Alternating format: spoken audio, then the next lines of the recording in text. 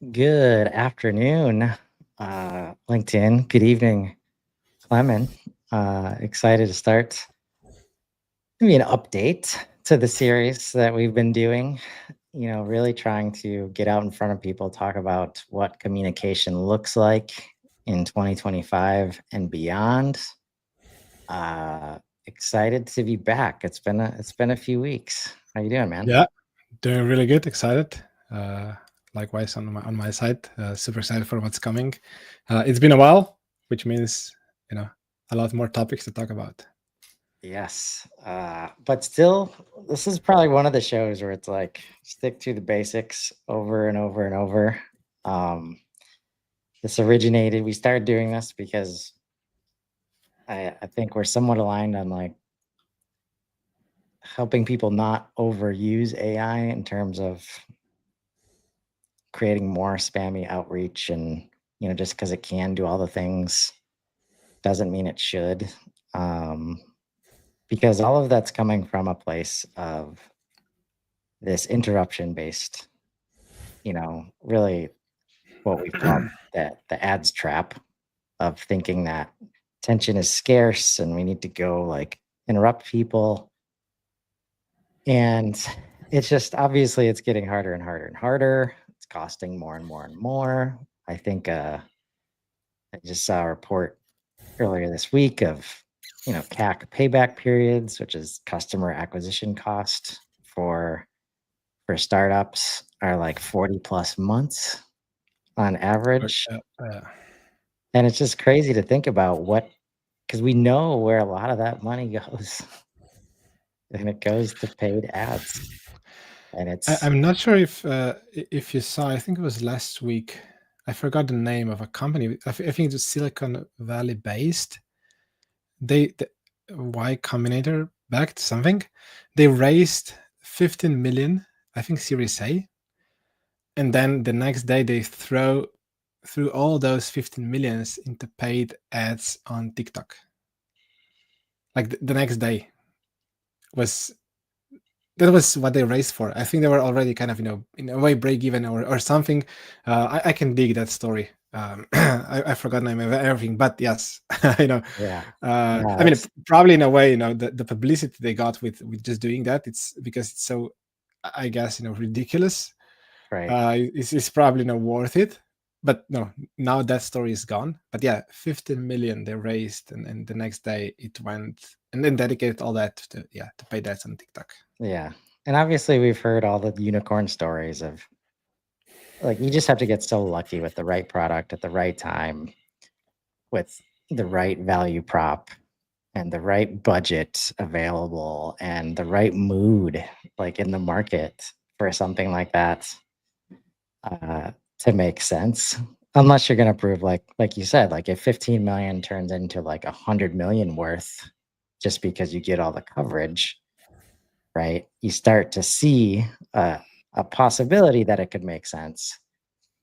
But again, like that money, like the profitability when it's going to come back, probably a story for a different show. Because we're going to start this series by just going through the 7 principles that make up value first communication.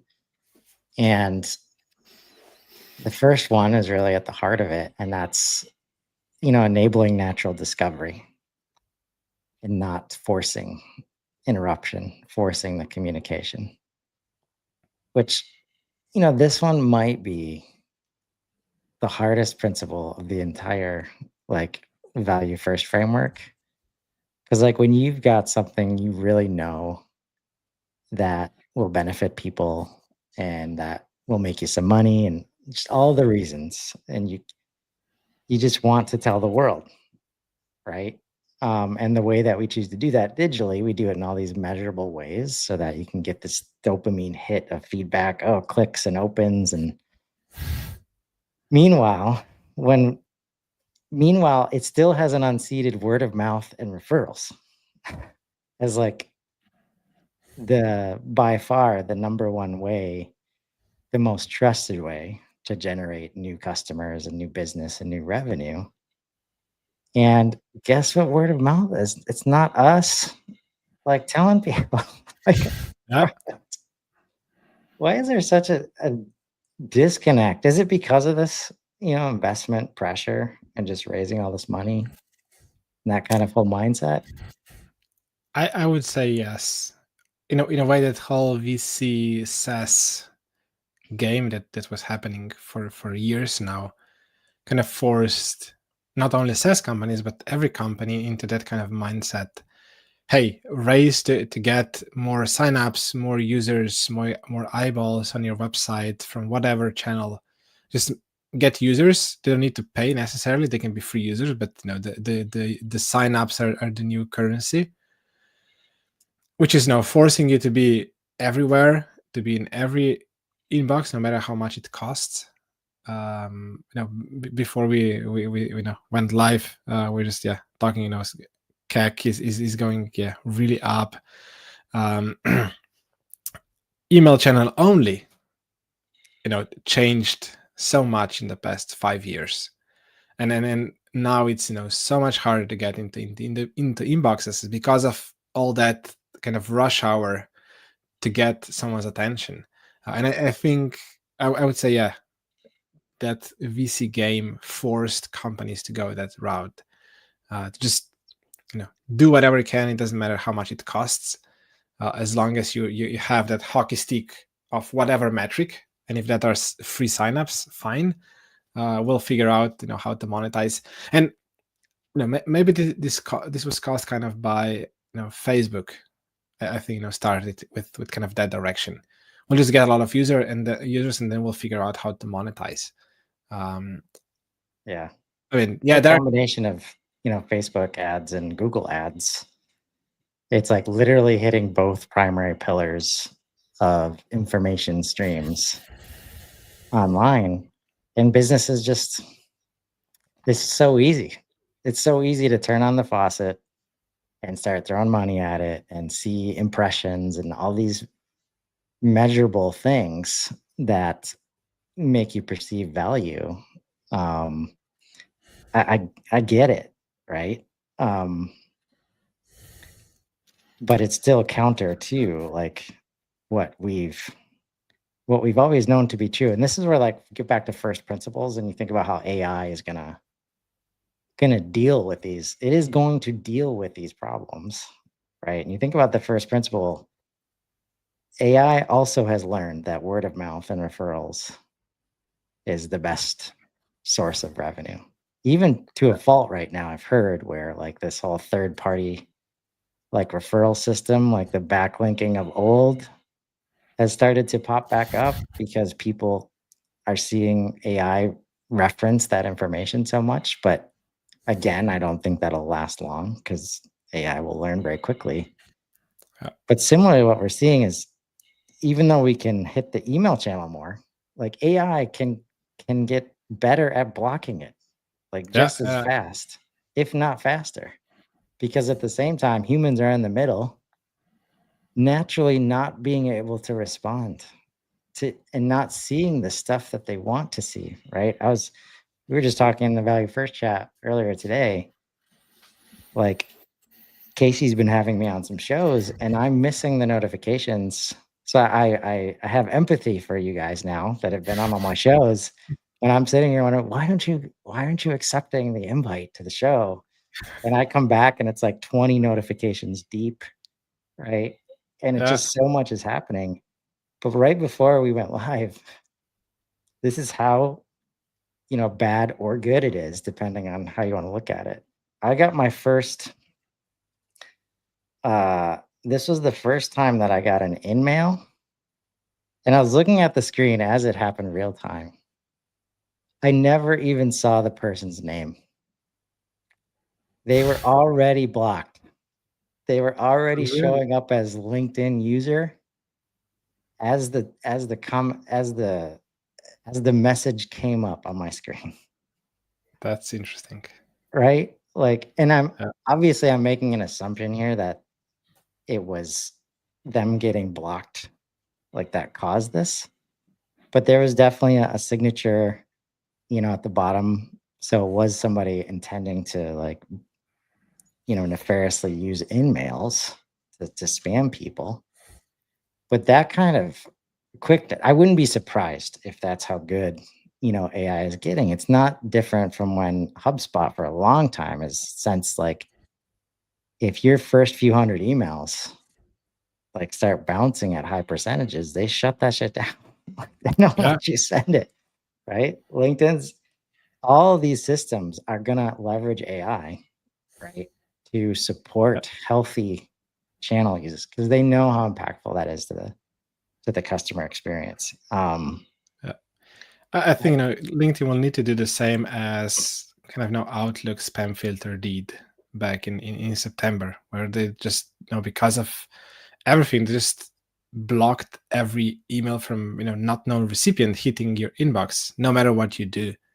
And I'm hearing now they are passing emails through the spam filter way more than they were doing in September, because I think they're now setting up the right kind of firewall so that they leave through the right ones, and then kind of try to understand. But AI will help here a lot. Yeah. uh, to the email channel, my CTO is always reminding me, one of his professors at the university, and a few of your colleagues are involved in spam filters development at Google, and he's always telling me, guys, I mean, these are really smart dudes developing those, and now they have AI on top of that. They're not catching that one keyword you think if you throw it out, let's say free or something. It's sophisticated system that they are building, because this is the way how they can keep the email as a channel useful at all. And the same goes for LinkedIn. All those social media, any channel of communication will need to fight against AI, and for sure with a lot of AI on top of it. Yeah. And we take a lot of this for granted. Well, we have taken it for granted on email side. And that's why it's like, of course, these companies, it only takes enough customers to say, look, I'm just getting hammered here with spam to be like, all right, we're just shutting everything down, like until we figure this out. Yeah, Like, right. And I think that the thing that's being missed because it's all in the name of being top of mind. Like there's some element of understanding that people cannot consume everything. Like they're not going to see every message. So when you show up every day, there's a better chance that they will see you at the right time, right? But pushing messages in places, this is where I think email as a channel is wholly unequipped and not designed for what we see happening right now, where being present in the market and being a part of the conversation, right, is how you create this top of mind awareness that, hey, yeah, you're around enough, and there's not enough bad comments to suggest you shouldn't be trusted. So maybe we'll give you the benefit of the doubt. And then when you are there, because it's just this natural aspect, when the conversation happens, right, you are there to respond. And I think that's the part that most people are missing, especially in terms of like video and the concerns of AI being able to generate video. I think the comments from videos are going to be a place that AI looks to see, like, oh, is this a real person or not? Because if they're not there to engage as they make the video, like, there's a good chance, they're creating stuff. But I think as we go to omni-channel, I think the risk is always like, what good is hitting 5 channels if you're only going to be present in one, right? You become noise very, very quickly. yeah. And if you're just not saying anything relevant or useful useful to the audience. If you're just creating more content for the sake of content with just pure AI, I think it won't make cut through the noise. And then to your point around video, if you want to scale video with AI to build credibility, I mean, you're missing the whole point. Going back to word of mouth and all that kind of old stuff where we were trusting each other, and you were asking around your peers for the tool, not searching it for it online. This is not going to happen if you'll be generating AI videos to build your credibility. It just won't. And you might be present and then included in one of the AI outputs, but people won't trust you. You're building the trust through your own presence, through your own expressions, through your own thoughts. And if everything you're doing is just pure AI,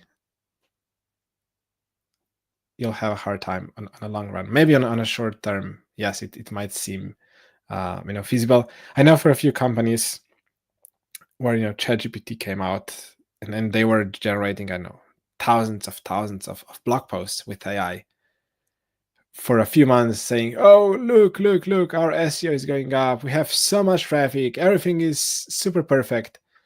In 2 months, they were blocked from everywhere. Oh gosh, now everything is down. What we do next? I mean, you had a 2 good months, and then what? The playbook is changing, and as I for specific industries, I see conferences being more and more important, because this is where you build trust. You meet someone in person. You get to know someone. You have a 5-minute casual chat with someone in a coffee line. It might not happen to be the next sale for you tomorrow, but you have the credibility with that person. Then you're good to send them 4 more LinkedIn DMs to reconnect after the conference, and it's fine. And to the next DM, maybe it's 5th or 6th, you'll send. They will say, oh, thank you for your persistence. Yes, happy to catch up. Because you have that trust, that credibility already built. And the same goes for all the content. If you're showing up consistently, if you're talking about valuable things. LinkedIn Lives, as we know, before we went live, it doesn't necessarily need someone to listen for the 45 minutes. But if you're consistently showing up on LinkedIn Live, on someone's feed, they get a perception of you being comfortable talking about topics. AI can do LinkedIn Live. I don't think it will ever be able to. So if you're in a position to talk about a topic consistently every week, that means you are thinking about it. You have customers around that. You have experience. You know what you're talking about. Not all 45 minutes will be super useful for someone, but the presence there on all the various channels is what will kind of stack up your perception of someone else. When they want to reach out, you'll be top of mind, or someone will have you. For example, for Casey, she's not talking about lead scoring for months. Yeah. Yes, people do get to her to ask around lead scoring. I had a case yesterday. The company was a customer of my previous company. A year ago, we caught up on a Zoom call. They were using Zoho back then, so we couldn't help them because we're focused on HubSpot. And then a week ago, they reached out. Hey, I have a question to ask around HubSpot. We would now like to migrate from Zoho to HubSpot. I mean, can you help us? What your system does? So they asked me to demo for 30 minutes our whole solution. In 2 hours, they already paid sales seat. They already started, HubSpot. We have our app connected to their HubSpot. They start a paid pilot with us. Yes, it was a year-long sales cycle, but they didn't ask, is there someone else who can help us implement HubSpot? They just reached out and asked, and I, I guess it's hard to attribute that to anything, but Right. this is It's that, not even a sales cycle, and it's not right? it's not measurable. I mean, I can't say it's a year-long sales cycle because it was not. We were not in touch in that 1 year, but the very first time they were, on a call, the guy said, yes, we've now hearing a lot about HubSpot, and that we are now convinced if we want to move out of previous CRM to HubSpot, and now they reached out directly to me, no questions asked. Can you help us? Are you able? If not, tell me who from your network can help us do specific things. How can we start? What's the next step? And in 2 hours, we had everything sorted out.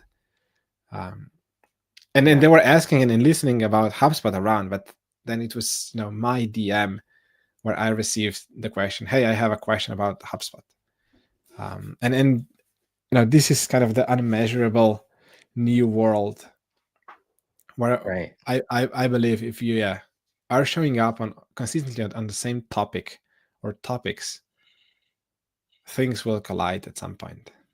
Yeah. Oh, so much of this is just creating the space. And that's what enabling like natural discovery is, creating the space to be discovered when it's valuable for the other person, like not for you. Right. And that's where I'm super interested. Like we could do work right now, and a lot of people do, right, to figure out what's going on with impressions and like the long post cycles, which I think are already coming back. I'm starting to see a little more engagement on posts that haven't had a lot. But that's where I look at, my posts, Casey's posts, your posts, George B. Thomas's posts, like, and you don't see a ton of engagement, right? But we tell each other all the stories of all this stuff happening in the background. That's where it's very much like an in-person event. And if you can grasp the concept of LinkedIn being a 24/7, 365 trade show, it starts to make a ton of sense, but the metrics will never make sense. Yeah. How can we help people? Because that's the thing, like for those of us that are on small teams or individual consultants, this would never fly like in any kind of like bigger than 20-person organization. Like, right? Yeah. Because there's time and effort. So how do we help like define this new world? Like, I don't know, man. I like it's gotta be like you gotta be comfortable with presence and patience. And like, I mean, granted, you have to be ready when somebody leaves that comment, when somebody sends that DM. Like you are responsive. That's what presence means. It doesn't Yeah. mean it's going to be there whenever you get to it. But I guess understanding what it takes to solve for this. What would you tell people? That's a really good question. Not sure how to best articulate.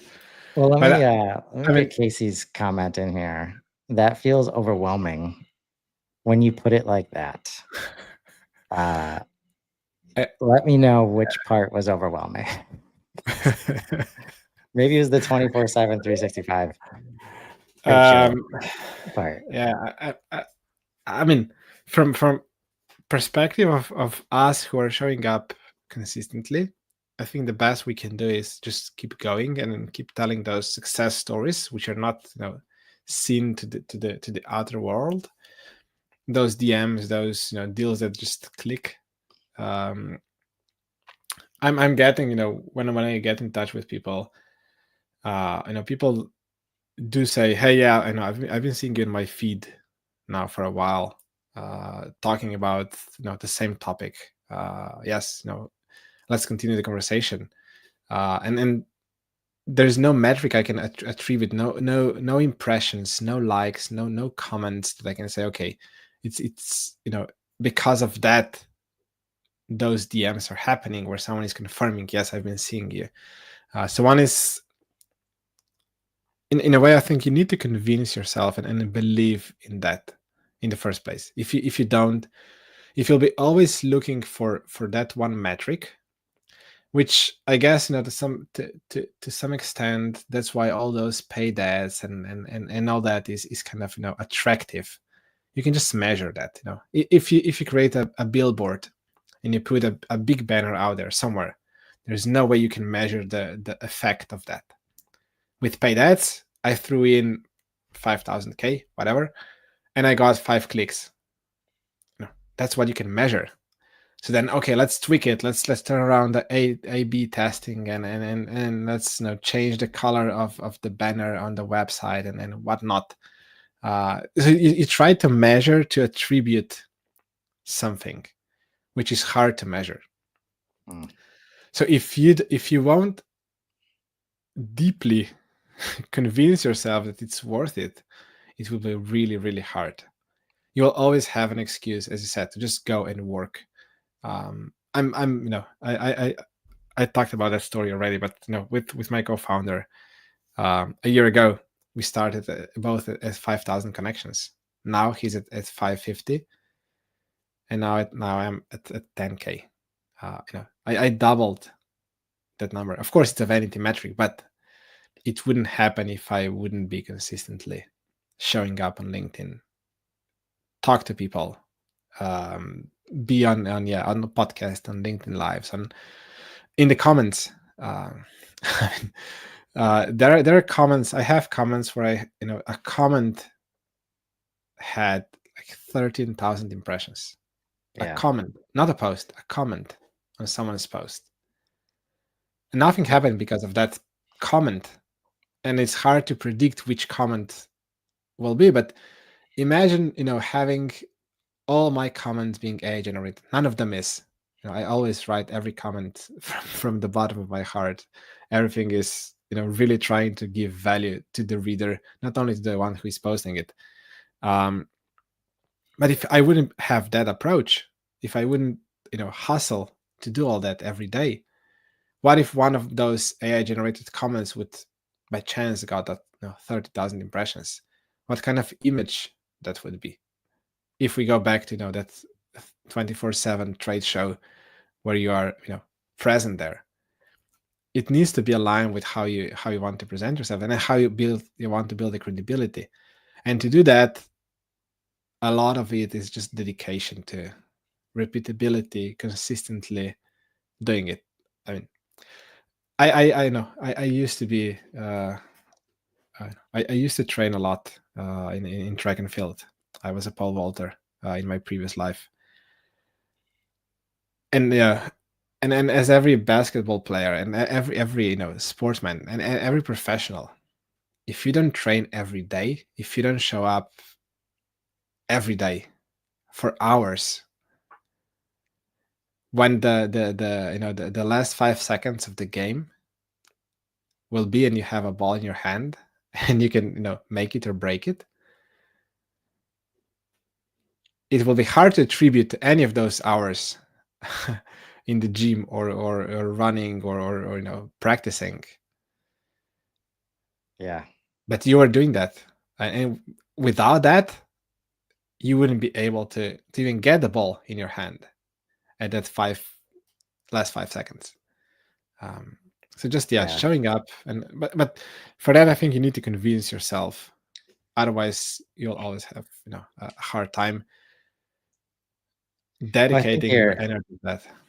You're highlighting the problem that we have on our hands too, like a generation of performance marketers. But this is how they've been showing up every Yeah. day. Used to seeing these metrics, quantifying their value based on these metrics. Like it's no like it's a little bit by design in terms of value first framework, but I didn't have to try very hard like to connect all these dots. Like when Danielle and I are talking about the attribution wars yesterday, Casey talking about like if you can't detach yourself from MQL like metrics, like just stop scoring. Like just stop lead scoring. You're doing it for all the wrong reasons. Sales doesn't like it. They're never gonna like it, right? All of these things are so connected, based on this world we've been living in. And now you're being asked to do the opposite. Um, this is where like uh got to figure out a good way to debate this topic with Joshua Oakes. Because this idea of enabling natural discovery, if we know that AI likes that, AI is going to look for presence in the market and trust in the market and word of mouth, right? And it's taking away from SEO traffic. Like the suggestion that ads will end up there if that's where the attention is.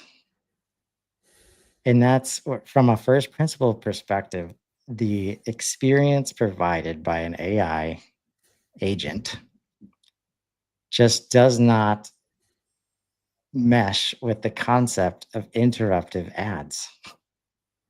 So Yeah. I'm very curious. And the point that I can't counter is like, okay, if the Fortune 100 decides they need to replace their old ads with a new version of ads to get in front of people, that there's going to be enough money to make it happen. But that's where I don't know how you can introduce ads and not just break the algorithm, like of how it's designed, right? Yeah. And it will cost you a fortune Right. Because to, this is to, to what's like, imagine, like, what if the impressions, these are the same people that are complaining about impressions going down, right? This is aside from the fact that there's still a billion people on LinkedIn. It's still the best sales, marketing, business development database ever created. It's the only place you can have so much visibility and clarity over the who's who of almost every industry. Like, and if you're gonna suggest that now your impressions are down, so you need to go start doing Instagram and TikTok and all these, like, what if these companies that have been trying to get your ads money are starting to see that people are on to the impressions game, and the impressions maybe weren't as good as you thought they were. Maybe 1,000 impressions before, like the value of 100 impressions now, like matters so much more because AI. This is where if they're using AI in a way to truly understand the value of these metrics, like the difference between an impression, like sitting on the feed and there's no activity, so somebody just looked away from the screen. I don't know exactly all the ways, but they're going to keep they need the metrics to matter at some point. yeah. Like if people are going to trust them and they're going to ask people to invest in ads based on impressions, like is that possible that some of these resets, they're kind of like redefining, they've got to be redefining some of these metrics, Yeah. right? Yeah. I think they are. And another, I think, in a way, challenge for LinkedIn, which I guess they'll need to solve for, is on one side their desire is to have more and more content and more creators, because that's how keep up the volume of everything, so you have something to show and so forth, which means a lot of noise could be created, as well as a lot of posts are potentially available to show up on my feed. So then LinkedIn needs to be clever what to show up on my feed. so that it's relevant for me as a LinkedIn user. How to do that? Yeah, not by just showing me everything, but showing me the relevant pieces of content. So they are, for sure evaluating much more than impressions. And I like what there's a great guy, Yasmin Alic. I'm not sure, I haven't been seeing him a lot in talks in HubSpot communities, but I was on 2 of his workshops. He used to be the commenting guru. Now he's one of those top voices on LinkedIn. And what he was telling, I think it's more and more the right way how to think it. When you're making a post, you want to signpost what you're talking about, so that it's clear from the hook or from the far away who that post is for. And if that is clear, if you want to talk to HubSpot admins, make it clear that post is for HubSpot admins. Help the algorithm find you those HubSpot admins. I think in a way hashtags are meant to do part of that, to help the algorithm tell what are the topics you're talking about in the post, so that it can find users out of those 1 billion on LinkedIn who are interested in that topic, because then your post is most likely to be relevant for them.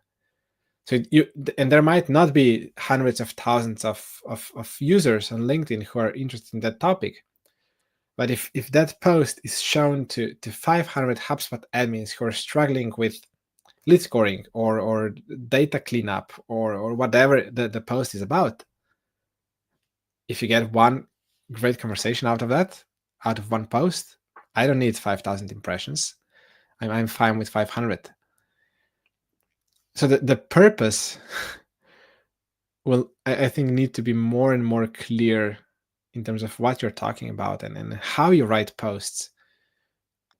And I think it will, with AI, I was listening to the podcast of Kieran from HubSpot, talking about AI SEO and all that kind of change in how you need to think about content. With Googling, we were using 2 keywords to search the topic, and then Google had to figure out based on those 2 keywords what I'm interested in. With AI, you're not throwing 2 words and hoping for the best. You're describing the whole paragraph, if not more, of what you're looking for. So there's a lot more clarity on what my mind is looking for in terms of the content I'm looking for. So this is a completely different perspective how you write and create content, because the approach of finding the right content is now completely different than it was in the past, and all that, I think, is Was this kind when of, he was talking about personality-led growth? yeah. He mentioned that in one of his newsletters, and I was like, yeah, kind of like expert-led growth. Something I've seen, like that's how a big part of how Profoundly started, was just getting experts, well-known experts together, sharing knowledge, and then finding new ways to share knowledge and solve problems with that same subset of people. And I find myself having some trouble with this idea that we will enable natural discovery, because there's an inorganic element here where I think organic almost goes by the wayside, like almost completely. The concept, like there's just so much content.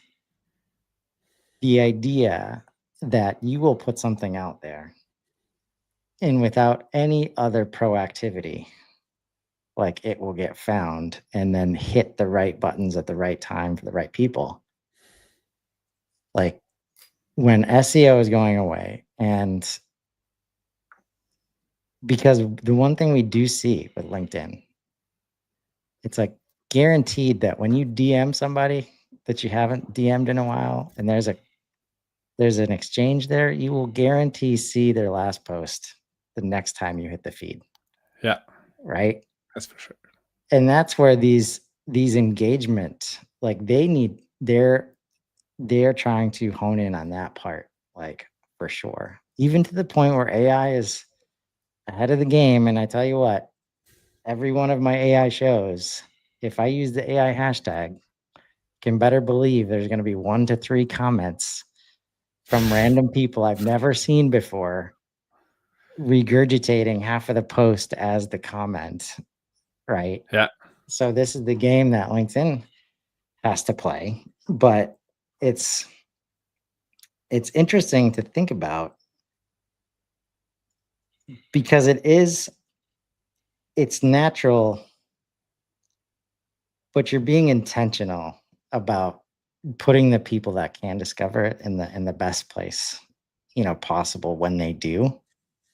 Similar to what we were talking about earlier about we know most of this content can't ever be consumed, right? But it's almost like we're creating an online persona of just being around all the time and talking about the same things, right? And my 2 favorite case studies to talk about right now are Casey Hawkins, who just decided to be the lead scoring person.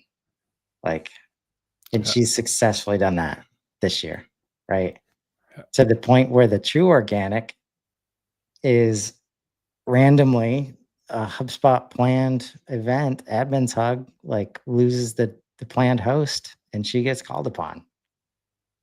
Right. That's the organic, like earned media. Like everybody would just pay so much money for that slot.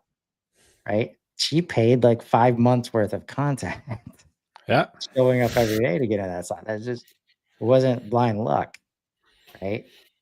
And then my buddy Bill Barless, who like last year, CPQ, it's a rising, in volume and how many people are talking about that. And I told him, like, there's nobody talking about this. There's not even people inside of the ecosystem that understand the concept very well. So you can come in here and just start creating content and be the CPQ guy. Right. And we're just getting back to that show, but things have happened to suggest that he's built a brand there. yeah, And just so Casey's aware, like she did pay blood, sweat, and tears, I'd imagine. But it's a different way of showing up. And it's like this online persona and just a different way of personality where it's not about the words. It's literally about your behavior. Right. yeah, And if we know anything about AI right now, especially what we're seeing in HubSpot, it's about walking the walk versus talking the talk. Like, I'm going to base all of what I know on your behavior because that's what we're really seeing. You can say a lot of words, but if you aren't present and you aren't exchanging like engagement with your customer base, like maybe you did just buy that list or like yeah, pay somebody a bunch of money to figure out the messaging for you, but you still don't have any idea what the actual problems are. Right. That's the kind of stuff that advertising, I think, let people get away with for a long time. And no longer. And yeah. Things are definitely changing. And the more AI is implemented at everything, as we talked, email and then LinkedIn and all the ads and then impressions, and AI is getting better. So things are going to change because every platform will need to fight against all that. With all the LinkedIn AI generated comments, I mean, LinkedIn will need to fight against that and find a way how to at least understand at the algorithm level on what's relevant and what's not. But also on the other side, no, I don't want to see those comments on my posts. They're not giving value to anyone. It's just a spam. that is a great segue to what we're talking about next week. Yeah, Principle number 2. Yeah, we will provide value in every interaction. And again, like first principles, human to human contact. Like, just imagine being at a show, at an event, and interacting with somebody. Well, people do this all the time, actually. When you're pitching them and you don't let them get a word in as edgewise. You don't listen to what you don't appreciate them as a human being right in front of you. Like, that's not adding value, right? Yeah. And you will be talked about, like, guaranteed after that interaction. But like, just imagine a world, and this is the part where true AI enablement really allows for a scalability to this value creation and this value, taking a minute to decide how you want to show up and making sure every time you do, there is value associated with you. Like, that is possible now at scale when you understand that that's the part you use AI for. Like, all of the non-value activities, like, let's call them low value, right? The administration, the data management, the research, all that stuff can put you out front. So these are all fairly new concepts in terms of the ability to do it day in, day out, right? But when we didn't have to scale, when we were just starting from scratch, we were spending all our time on calls with one-to-one interactions, like making sure we're there to provide value. And we just lost our way, like, in this digital space. So I'm excited to chat with you about that next week. And excited to continue the journey of value first communication, man. Thanks so much for hanging out today. Always pleasure, Chris. Always pleasure. All right. We'll see you next week. See you next week.